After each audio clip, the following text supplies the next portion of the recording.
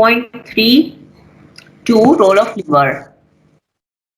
Yes ma'am, निकाल लिया। Yes, last topic of your chapter nutrition. और इसके अंदर हम देखेंगे कि लिवर जो है वो उसकी कितनी सिग्निफिकेंस है और वो क्या क्या फंक्शंस जो है वो परफॉर्म करता है related to digestion and metabolism. Metabolism का ये सबसे इंपॉर्टेंट ऑर्गन है और जितने केमिकल रिएक्शंस होते हैं इसमें लिवर का बहुत ज्यादा किरदार है। ये स्टोरेज ऑर्गन भी है और डाइजेशन में ये एक्सेसरी ऑर्गन है, मददगार ऑर्गन है। और जो जूसेस जाते हैं ना बाइल डक्ट के तहत, बाइल जूस वो लिवर से ही जाता है। ठीक है, तो इसके बहुत ज्यादा इम्पोर्टेंस है, इसलिए इसको एक सेपरेट टॉपिक के तौर पर शामिल किया गया है इस चैप्टर में। और आपको मालूम है कि लिवर ट्रांसप्लांट जो है इसके ऊपर बड़ी रिसर्च हुई और फिर इसको बाकायदा जो है वो एक ट्रीटमेंट के तौर पर मुतारिफ कराया गया और अब दुनिया के बड़े बड़े ममालिक में कामयाब लिवर ट्रांसप्लांट किए जाते हैं। क्योंकि लिवर इतना इंपॉर्टेंट ऑर्गन है कि अगर ये डिसफंक्शनल हो जाए, इसके अंदर प्रॉब्लम्स हो जाए तो बड़ी सीवियर डिजीजेस जो हैं वो इसके नतीजे में पैदा होती हैं और जिनका इलाज बहुत मुश्किल होता है। और लिवर का फंक्शन करना बहुत ज़्यादा इम्पॉर्टेंट है क्योंकि जब वो मेटाबॉलिज्म और डाइजेशन जैसे इतने इम्पॉर्टेंट जो बॉडी के फंक्शंस हैं उनको ये सरअंजाम देता है, तो डेफिनेटली इसका ठीक तरीके से इसके अफ़ाल और इसके जो फंक्शंस हैं उनका होना बड़ा ज़रूरी है। इसलिए इसकी ट्रीटमेंट के लिए बहुत आगे तक रिसर्च की गई है और इसकी जो बीमारियां होती हैं अगर वो लाइलाज हो जाएं तो a person can not survive. ठीक है, तो इसलिए इसके फंक्शंस को समझना बड़ा ज़रूरी है। बहुत वाइड रेंज के फंक्शंस हैं इसके। सबसे पहला आपको जो स्क्रीन पे नजर आ रहा है डिटॉक्सिफिकेशन, डिटॉक्सिफाई करना, यानी डिटॉक्सिफाई टॉक्सिक वर्ड आया है, यानी जो हार्मफुल चीजें हैं, हार्मफुल चीजों को ये डिटॉक्सिफाई करता है। जो भी आपको मालूम है कि जो आपने डाइजेशन का चैप्टर पढ़ा उसमें मैंने जब आपको डाइजेशन का टॉपिक करवाया तो उसमें मैंने बताया कि एब्जॉर्प्शन जब होती है स्मॉल इंटेस्टाइन और ब्लड कैपिलरीज में, जब ब्लड में जाता है जो आपका जितना भी डाइजेस्टिव फूड कंटेंट है तो वो सबसे पहले हिपैटिक पोर्टल वेन के जरिए लिवर में जाता है। सारा का सारा डाइजेस्टिव कंटेंट जो चीजें आपके मैदे में हजम हुई हैं वो खून के जरिए सबसे पहले कहाँ पे जाती हैं? लिवर में। अब वहां पे जाने का जाहिर सी बात है एक मकसद है। क्या मकसद है? कि वो डिटॉक्सिफाई होती हैं वहां पर, यानी जो चीजें हम हार्मफुल चीजें जो हमारे खुराक में शामिल होती हैं, जैसे कुछ लोग अल्कोहल पीते हैं वो बहुत टॉक्सिक है। इसी तरह से कोई ऐसी चीजें हैं जो आपके कोई हार्मफुल कंटेंट हैं, जैसे आजकल तो बहुत ज्यादा वो चले हुए हैं टेस्ट मेकर्स नूडल्स के साथ और मुख्तलिफ जो बनाए जाते हैं पास्ताज और ये सब चीजें, उनके साथ जो टेस्ट मेकर्स होते हैं, टेस्ट फ्लेवर्स होते हैं, टेस्ट को इनहेंस करने के लिए उनके अंदर ऐसे केमिकल्स और एडिटिव्स डाले जाते हैं। जो केचप्स यूज की जाती हैं, जो ड्रिंक्स यूज किए जाते हैं, उनके अंदर ऐसे केमिकल्स डाले जाते हैं उनको प्रिजर्व करने के लिए, उनको टेस्ट देने के लिए, उनका कलर देने के लिए। वो बहुत हार्मफुल हैं ओवरऑल हमारे जिस्म के लिए। तो उनको जब ये हिपैटिक पोर्टल वेन के जरिए लिवर में जाता है सारा कंटेंट, तो वहां पर जितने भी हार्मफुल चीजें होती हैं इनको डिटॉक्सिफाई किया जाता है। लिवर जो है इनको लेस हार्मफुल चीजों में कन्वर्ट करता है सेल्स तक पहुंचने से पहले। तो अभी देखें जब वो सेल्स तक बहरहाल फिर भी पहुंच जाती हैं तो बहुत ज्यादा ये प्रॉब्लम्स जो है वहां पर स्टार्ट हो जाते हैं।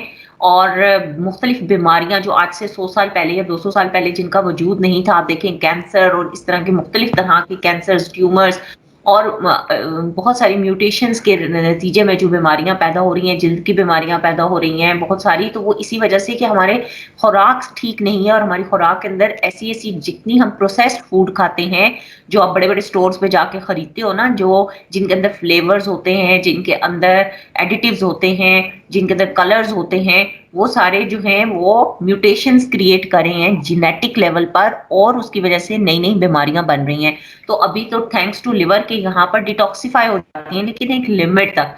लिवर को भी फिर जब बहुत ज्यादा काम करना पड़ता है, हर वक्त डिटॉक्सिफाई करता रहता है वो हमारे गंदी खुराक को, तो फिर क्या होता है कि एक टाइम ऐसा होता है कि लिवर की कैपेसिटी भी खत्म हो जाती है और फिर liver no more is able to work. तो ये एक इसका बड़ा इंपॉर्टेंट फंक्शन है डिटॉक्सिफिकेशन करना। फिर दूसरा इंपॉर्टेंट फंक्शन है प्रोटीन सिंथेसिस, यानी यहाँ पर ये हब है केमिकल एक्टिविटीज का, केमिकल रिएक्शंस यहाँ पर सबसे ज्यादा होते हैं, इसीलिए यहाँ पर सबसे ज्यादा हीट प्रोड्यूस होती है, क्योंकि as a result of a chemical reaction heat भी प्रोड्यूस होती है बहुत सारे केमिकल्स में। तो यहाँ पर बहुत ज्यादा हीट प्रोडक्शन होती है क्योंकि इसके अंदर बहुत ज्यादा केमिकल रिएक्शंस होते हैं। तो एक केमिकल रिएक्शन जो होता है इसमें वो प्रोटीन की और जो वो इसके अलावा बायोकेमिकल्स बनते हैं जो डाइजेशन के लिए जरूरी हैं, जैसा कि बाइल। फिर ग्लाइकोजन स्टोर होती है, यानी आप जो खाना खाते हो उसके अंदर जो जायद आप कार्बोहाइड्रेट्स लेते हो, जो आप मसलन आपको एक रोटी जरूरत है, आपका इतना ज्यादा आपका काम ही नहीं है, आप चलते फिरते नहीं हो, पूरा दिन कमरे में बैठ के टेलीविजन देखते हो या आप अपने कंप्यूटर पे बैठते हो या आपका कोई फिजिकल एक्टिविटी नहीं है, आपको एक रोटी चाहिए, आप 2 या 3 खा रहे हो, तो जो बाकी 2 की आप एक्स्ट्रा खा रहे हो वो कहाँ पे जाती है, वो ग्लाइकोजन में कन्वर्ट होकर लिवर में स्टोर हो जाती है। ठीक है, और फिर आहिस्ता आहिस्ता जब आप ज्यादा खाते रहते हो अपनी नीड से ज्यादा, तो एक वक्त ऐसा होता है कि आपका लिवर फैटी हो जाता है। फैटी लिवर उसको कहते हैं, यानी कि वो उसके अंदर इतनी ज्यादा एक्स्ट्रा चीजें, जैसे एक गोदाम है उसको आपने ओवरलोड कर दिया, उसके अंदर स्टोर किए जा रहे हैं, चीजें किए जा रहे हैं और उनकी कंजम्पशन नहीं है, वो कहीं आगे नहीं जा रहे, तो वो ओवरलोड हो जाएगा। ठीक है, फिर एक वक्त ऐसा आएगा कि आपने उसको बहुत ही ज्यादा ओवरलोड कर दिया है, तो वो डैमेज होना शुरू हो जाएगी उसकी दीवारें और वो सारा कुछ, तो यही होता है। फिर वो फैटी लिवर जो होता है वो फिर उस तरीके से बीमारी में जो है ना वो कन्वर्ट हो जाता है। सो ग्लाइकोजन स्टोर होती है, और ग्लाइकोजन क्या है, extra carbohydrates which you eat that are stored in the form of glycogen in the liver. ये सेल के अंदर डायरेक्ट नहीं चला जाता, सारा जो आपने खा पी लिया और सारा जो फूड पार्टिकल्स हैं, जो डाइजेस्टिव कंटेंट है, वो सारे का सारा सेल की तरफ ट्रांसफर नहीं होता, बल्कि उससे पहले ये लिवर में आता है। लिवर एक गोदाम है, गोदाम में ये स्टोर होती हैं चीजें। फिर उसके बाद decomposition of red blood cells. आपको मालूम है कि जो रेड ब्लड सेल्स हैं इनका लाइफ पीरियड 120 डेज होता है, ये डिवाइड नहीं करते। They are the cells which do not undergo cell division. आपने चैप्टर 4 में सेल डिवीजन पढ़ी थी और आपको मालूम था कि हर सेल जो है वो खास टाइम पीरियड पर पहुंचकर अपने जैसे 2 नए सेल बना देता है थ्रू माइटोसिस, मगर जो रेड ब्लड सेल्स हैं इनके अंदर कोई माइटोसिस नहीं होती, और ये 120 डेज के बाद ये बनते स्प्लीन में है और जाकर ये कहां पर, लिवर में जाकर डिस्ट्रॉय हो जाते हैं। फिर है प्लाज्मा प्रोटीन सिंथेसिस। बहुत सारी प्रोटीन्स आपने ब्लड का जब आगे आप अगला चैप्टर है उसमें आप ब्लड को, ब्लड टिश्यू है एक, और इसके अंदर बहुत सारे सेल्स हैं और इसका लिक्विड पार्ट भी है, जो लिक्विड पार्ट है उसको प्लाज्मा कहते हैं। ठीक है, इस प्लाज्मा के अंदर व्हाइट ब्लड सेल्स होते हैं और डिफरेंट तरह की कुछ सॉल्ट्स होते हैं, प्रोटीन्स होती हैं जिनको प्लाज्मा प्रोटीन्स कहते हैं। ये प्लाज्मा प्रोटीन्स कहाँ पे बनती हैं, ये लिवर में बनती हैं। तो लिवर के अंदर बहुत सारे एनाबॉलिक रिएक्शंस हो रहे हैं, बहुत सारे कैटाबॉलिक रिएक्शंस हो रहे हैं। फिर हार्मोन प्रोडक्शन होती है, बहुत सारे इंपॉर्टेंट हार्मोन्स बॉडी के लिए जो जरूरी हैं वो यहाँ पर बनते हैं, और हार्मोन्स भी प्रोटीन होते हैं। आपको पता है ना, आपने नाम सुने होंगे, एड्रेनलिन और एपिनेफ्रीन, नॉर एपिनेफ्रीन, ये सारे तो किडनी में बनते हैं। ठीक है, मगर ये बहुत सारे ऐसे हैं जो कि इंसुलिन है जैसे, और ग्लूकागॉन है, ये यहाँ पर बनते हैं। फिर मेजर रोल इन मेटाबॉलिज्म, इसका बहुत ज्यादा केमिकल रिएक्शंस के अंदर इसका बहुत ज्यादा रोल है। तो इसलिए लिवर नेसेसरी ऑर्गन है for survival, and there is no way currently, अभी तक जो मेडिकल रिसर्च है और मेडिकल जहां तक पहुंची है उसकी ट्रीटमेंट, उसमें इसका कोई भी कंपनसेशन नहीं है for the absence of liver function in the long term. Even के जो ट्रांसप्लांट भी किया जाता है किसी हेल्दी इंसान का, जो डिजीज्ड लिवर है, जो खराब लिवर है, वो निकाल के किसी तंदुरुस्त इंसान का तंदुरुस्त लिवर लगाया जाता है, तो वो भी उस इंसान की बॉडी कई दफा उसको रिजेक्ट कर देती है, टिश्यू रिजेक्शन होती है कि बाहर की चीज है, उसको एक्सेप्टेंस नहीं मिलती है, और फिर उसको ऐसी ऐसी मेडिसिन दी जाती हैं जो उसका इम्यून सिस्टम बहुत ज्यादा वीक करती हैं, ताकि ये रिजेक्ट ना करें बॉडीज, जो इंसान की जो इम्यून सिस्टम की एंटीबॉडीज हैं वो इसको एक्सेप्ट कर लें, उनको सप्रेस किया जाता है और जिसके नतीजे में दूसरी बीमारियां लाक हो जाती हैं। तो ये बड़ा कॉम्प्लिकेशंस हैं इस ट्रांसप्लांट के अंदर भी। तो इसलिए कोई भी ऐसी कॉम्पनसेशन नहीं है अगर आपका लिवर खराब हो जाए, तो इसलिए अपने लिवर की बहुत हिफाजत करें। ऐसी गंदी मंदी चीजें मत खाएं जो जिनको लोग डिटॉक्सिफाई करने के लिए लिवर को बहुत एक्स्ट्रा काम करना पड़े और फिर वो आहिस्ता आहिस्ता उसकी कैपेसिटी कम हो जाए। या फिर अपनी जरूरत से ज्यादा खाना मत खाएं, ठीक है। खाना जब आप अपनी जरूरत से ज्यादा खाते हो और आपका जो एनर्जी रिक्वायरमेंट इतनी ज्यादा नहीं होती, आपकी फिजिकल एक्टिविटी इतनी ज्यादा नहीं होती है, एक मजदूर जितना खाना मत खाएं, उतना खाना खाएं जितनी आपकी एक्टिविटी है। अगर आपने एक कमरे से चल के दूसरे कमरे में जाना है और सीढ़ियां उतर के नीचे जाना है, तो ये कोई फिजिकल एक्टिविटी ज्यादा नहीं है, उसके लिए उतना ही कम खाना खाएं। तो आप ज्यादा खाना खाओगे तो वो ज्यादा स्टोरेज करता जाएगा लिवर, और फिर उसकी कैपेसिटी इस तरह से कम हो जाएगी और फैटी लिवर में कन्वर्ट हो जाएगा। Do you follow me? समझ आ रही है? Yes ma'am, yes ma'am. ठीक है। अच्छा, अब आगे चलते हैं। इसके अलावा इसका और क्या रोल है?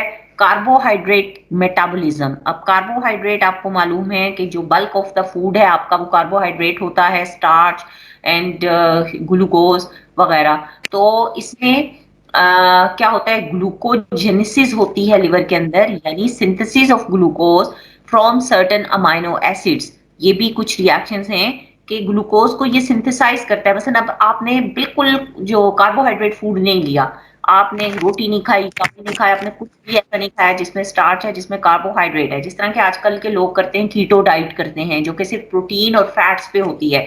तो उस सिचुएशन में जब कार्बोहाइड्रेट की स्टार्वेशन है बॉडी में, तो उस वक्त भी जो आपका लिवर है वो ग्लूकोजेनेसिस करता है, यानी ग्लूकोज को वो सिंथेसाइज करता है। अमाइनो एसिड्स जो कि प्रोटीन के डेरिवेटिव्स हैं, जिनसे प्रोटीन्स बनती है, उनसे ये ग्लूकोज बनाता है और बॉडी के अंदर ग्लूकोज की शॉर्टेज नहीं होने देता बहुत ज्यादा। फिर ग्लाइकोजिनोलिसिस है, the breakdown of glycogen. Glycogen जो है, जो आपका एक्स्ट्रा कार्बोहाइड्रेट होता है, वो ग्लाइकोजन की फॉर्म में स्टोर हुआ होता है इसमें आपके लिवर में। जब भी बॉडी को, मतलब 2-3 दिन आपने खाना नहीं खाया, आपने कोई कार्बोहाइड्रेट्स नहीं लिए, कोई रोटी नहीं खाई, कोई आपने आलू नहीं खाए, कोई ऐसी चीज नहीं खाई जिसमें कार्बोहाइड्रेट्स हैं, तो आपकी बॉडी के अंदर स्टार्वेशन हो गई है कार्बोहाइड्रेट्स की। तो उस टाइम पर जो ग्लाइकोजन आपके लिवर में स्टोर हुई है, जो कार्बोहाइड्रेट, जो ग्लूकोज ग्लाइकोजन की फॉर्म में, जो एक्स्ट्रा कार्बोहाइड्रेट ग्लाइकोजन की फॉर्म में स्टोर हुआ है लिवर में, वो ब्रेक डाउन होता है, वो ग्लाइकोजन से दोबारा ग्लूकोज में कन्वर्ट होकर ब्लड के अंदर जाता है, ठीक है। तो ये इस तरीके से कार्बोहाइड्रेट का मेटाबॉलिज्म रेगुलेट करता है। फिर ग्लाइकोजेनेसिस। ग्लाइकोजेनेसिस क्या है? Formation of glycogen. जब भी जेनेसिस का वर्ड होता है, इसका मतलब होता है सिंथेसिस, फॉर्मेशन। जैसे फोटोसिंथेसिस था ना, इसी तरह glycogenesis, formation of glycogen from glucose. Formation of glycogen from glucose, यानी कि जब एक्स्ट्रा ग्लूकोज आप खा रहे हो, बहुत ज्यादा चीनी खा रहे हो, बहुत ज्यादा स्टार्च खा रहे हो, बहुत ज्यादा कार्बोहाइड्रेट्स खा रहे हो, तो वो सारे क्या होते हैं, वो ग्लाइकोजन में, ग्लूकोज से ग्लाइकोजन में कन्वर्ट हो जाते हैं और इस प्रोसेस को कहते हैं ग्लाइकोजेनेसिस। और ग्लाइकोजेनेसिस मसल टिश्यूज के अंदर भी होता है और लिवर के अंदर भी होता है, ठीक है। यानी कि आपका ग्लाइकोजन मसल के अंदर भी स्टोर होता है और ग्लाइकोजन लिवर के अंदर भी स्टोर होता है। और ग्लाइकोजन क्या है? Extra glucose. Extra glucose is converted into glycogen and then it is stored in the liver and in the muscles, and whenever body is in starvation, जब आप when you are not taking any carbohydrate from in your food from external source, then internally from your liver, the glycogen is broken down into glucose and it goes back into the blood so that the body cells receive the glucose whatever amount they needed. Then role in protein metabolism. अब ये सिर्फ carbohydrate की हद तक नहीं है, liver का जो रोल वो प्रोटीन की मेटाबॉलिज्म भी करता है। यहां पर भी पहले आपने ये देखा था ये कि अमाइनो एसिड से ये ग्लूकोज बना देता है, तो ये भी इसका प्रोटीन मेटाबॉलिज्म में रोल आता है। और इसके अलावा स्पेसिफिकली क्या है, the liver is responsible for the main stay of protein metabolism. सबसे ज्यादा प्रोटीन की ब्रेकडाउन जो होती है वो कहाँ पर होती है? वो होती है लिवर में। और जो डिग्रेडेशन और सिंथेसिस दोनों चीजें, प्रोटीनें बनती भी हैं लिवर में और प्रोटीन्स डिग्रेड भी होती है, यानी टूटती भी है। यानी आपने एक्स्ट्रा प्रोटीन जो खा ली, बहुत ज्यादा गोश्त खाया आपने, बहुत ज्यादा चिकन खाया, बहुत ज्यादा इस तरह फिश खाई, कुछ भी खाया, यानी ऐसी फूड ली जिसमें बहुत ज्यादा प्रोटीन है और मुस्तकिल